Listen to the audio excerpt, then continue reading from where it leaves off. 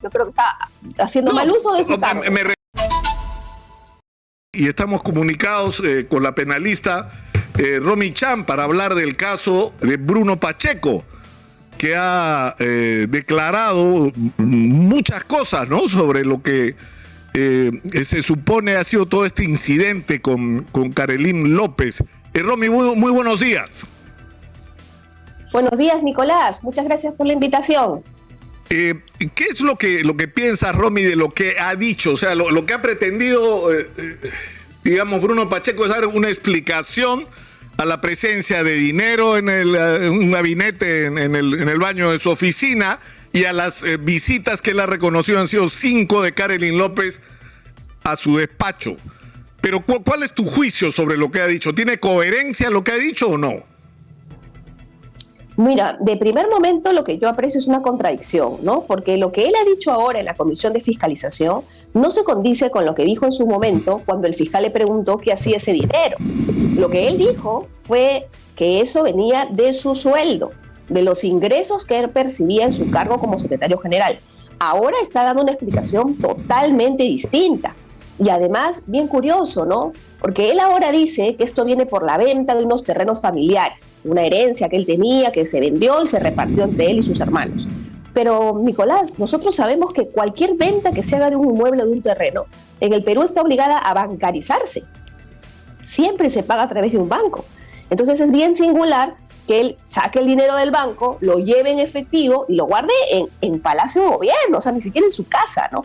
Entonces yo creo que ahí la explicación queda un poquito floja, se contradice con lo que inicialmente dijo y creo que no va a convencer mucho a las autoridades fiscales, ¿no? Sobre el dinero por lo menos. Claro, ahora, el problema es también el cambio de versión, ¿no? Lo que le quita completamente seriedad a su argumento. Lo que está claro es que esto fue una sorpresa para él y respondió lo primero que le vino a la cabeza. Ahora, lo segundo es la explicación de qué hacía Karelyn López, ¿no? Porque él ha reconocido que iba 5 veces, pero ¿para qué iba? ¿Cuál era el objeto de la visita de esta persona a su despacho? ¿Para qué?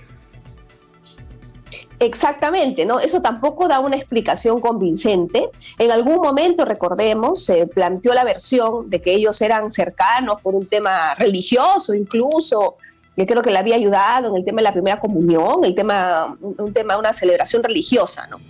Pero ¿eso qué tiene que ver con el hecho de que lo visite en Palacio, en su calidad de secretario general, y que además, Nicolás, y acá la segunda contradicción, ¿no?, venga precedido, o sea, venga seguido de una serie de concesiones, beneficios que se han dado a nivel del Estado a favor de las empresas que representaba la señora Karelyn, que eso ya se ha ido conociendo después, ¿no? Entonces, nuevamente, la explicación no es coherente, no es suficiente, y lo deja en una posición bien delicada, porque recordaremos que todo lo que se actúa en la Comisión de Fiscalización finalmente es requerido en copia por la Fiscalía, con lo cual también va a ser valorado en el tema penal. No son dos cosas que no se vayan a cruzar en algún momento, la información se interrelaciona, ¿no?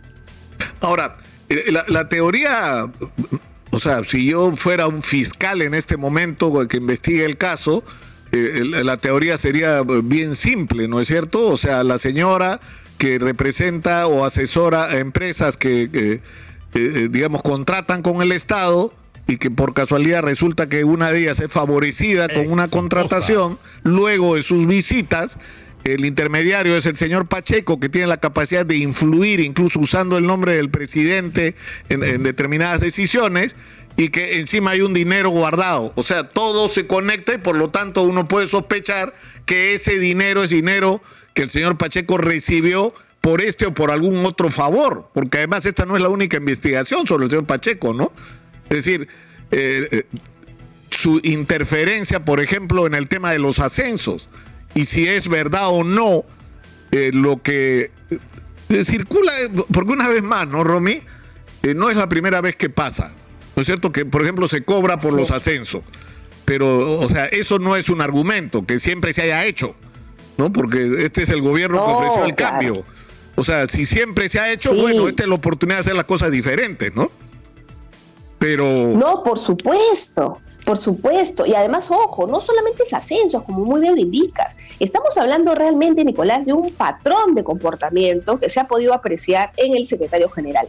Hablamos de ascensos, hablamos de SUNAT, hablamos eventualmente de temas vinculados con Petroperú, donde no sabemos cuál ha sido la participación del señor Pacheco, empresas de la señora Carelín. O sea, parece que fuera como una especie de modus operandi, que es lo que la Fiscalía justamente ha argumentado para pedir el impedimento de salida contra Pacheco, que se le ha concedido, ¿no? De cómo iba ejerciendo influencias desde su cargo como secretario general a nivel de la estructura del gobierno para beneficiar a particulares. Y lo que a mí me parece súper grave y la verdad es bastante indignante es que el presidente Castillo en muchas oportunidades ha dicho que él quiere que su gobierno sea para el pueblo, que quiere hacer algo diferente, que quiere compartir con los que más lo necesitan. Pero caramba, y es más, ahora se vuelve a utilizar de excusa, ¿no? Porque incluso una de las cosas que dijo Bruno Pacheco es que la señora Carelín lo visitaba también porque querían hacer una actividad social, un tema de Navidad. O sea, siempre es excusa social, pero en la práctica lo que vemos es que no se beneficia al pueblo. Se está beneficiando a empresarios y con contratos millonarios a favor de estos empresarios en contra de los intereses del Estado. Y eso perjudica más bien a la gente más necesitada, ¿no? Entonces yo creo que tiene que investigarse definitivamente esto. Hay argumentos para la Fiscalía, incluso creo yo hasta para pedir medidas más gravosas contra el señor Pacheco. Y además, un dato muy importante. Recordemos, el delito de enriquecimiento ilícito para un funcionario público solo requiere que no pueda probar que sus ingresos dan lugar a todo lo que se ha comprado, a los $20,000, a sus casas, a sus carros. Es lo único que requiere, no requiere más. Y eso yo creo que la Fiscalía lo tiene bastante contundente. Bueno, ¿no? Entiendo que uno de los elementos que estuvo en discusión también es cómo hizo para pagar obligaciones que tenía pendientes en un solo mes, ¿no? Cuando simultáneamente todos los ingresos que había percibido por sus funciones seguían depositados en su cuenta. Es decir, él no había hecho uso del dinero que había cobrado como funcionario.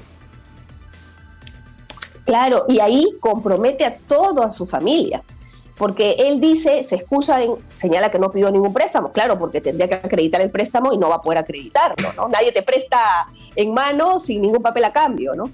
Entonces él dice que le dieron sus hermanos, ¿no? Y ahí, la verdad, lo que ha hecho es involucrar a toda su familia, porque lo que la Fiscalía va a tener que hacer es pedirle cuenta de sus ingresos a cada uno de sus hermanos, a su mamá, a todos sus familiares, para ver cuál de ellos es el que le prestó el dinero y si las versiones encajan o no. Porque bien sabemos que malos funcionarios en gobiernos pasados han utilizado a su familia, a sus hijos, a su esposa, a sus hermanos, para ocultar desbalance patrimonial. Y bueno, él está aquí abriendo este campo de investigación que definitivamente va a comprometer también a su familia, ¿no? Claro, ahora, una vez más, porque yo creo que es importante, es lo mismo que está planteado en la discusión de Salaverry. Es decir, el otro día nos explicaban que lo que ha pasado con Salaverry es una práctica común, es decir, fácilmente la mitad de quienes han sido presidentes de Petroperú o de Perú Petro no estaban calificados. Ha habido sociólogos, abogados, o sea, gente que no tenía absolutamente nada que ver con el tema, ni estaban calificados. Lo hicieron por razones políticas, por las mismas razones por las que ha sido nombrado Daniel Salaverry, que es una especie de pago de un favor político. El señor Salaverry tuvo públicamente una posición a favor del presidente Castillo cuando era candidato y por lo tanto esto en la tradición política peruana merece algún tipo de compensación, ¿no? Es, digamos, la versión trujillana de Richard Swing, digamos, ¿no? O sea, ¿por qué Richard Swing se sentía con derecho a que lo contrate el Ministerio de Cultura? Porque había participado en la campaña, y parecía natural. Era lógico, era lo que correspondía. Bueno, el problema es que con eso es con lo que hay que acabar, ¿no? Por supuesto, porque el Estado es el gran administrador de los recursos que tenemos todas y todos los peruanos. Y si ese administrador no es una persona preparada, técnica, especialista en ese rubro, evidentemente va a hacer desgracias, ¿no? Es como contratar a un abogado para que prepare una cena familiar o para que prepare la cena de un matrimonio. No lo va a hacer bien. Entonces, zapatero a sus zapatos, y eso no lo terminan de entender las autoridades. Llegar al poder no significa hacer abuso y colocar o pagar los favores que recibí para llegar al poder. llegar al poder implica una responsabilidad y eso es lo que yo creo que lamentablemente muchos funcionarios no logran comprender. Y es una pena que esté ocurriendo en este gobierno porque estamos en una situación bastante complicada por la pandemia, por un tema económico, por un tema de inestabilidad que definitivamente nos va a golpear, ¿no? Nos va a golpear a futuro además. Bueno, el reto que tiene ahora, porque la pregunta es hasta dónde alcanza la responsabilidad del presidente. Es decir, el presidente sabía lo que estaba pasando en la oficina contigua a la suya, porque está al lado la oficina del secretario general, por lo que entiendo, ¿no? Es parte además del espacio de lo que se denomina despacho presidencial. Entonces, ¿por qué puso el presidente ahí a Bruno Pacheco? ¿Por qué lo mantuvo pese a que recibió diversas llamadas de atención con respecto al papel que este hombre estaba cumpliendo? Y además una pregunta importante, ¿por qué no termina de definir de una manera mucho más contundente un distanciamiento con respecto a Bruno Pacheco, ¿no? Así es, ¿no? Y además yo le sumaría a eso que acabas de mencionar, Nicolás. A ver, tenemos WhatsApps que se han hecho públicos, que bueno, están en discusión, ¿no? En el Ministerio Público.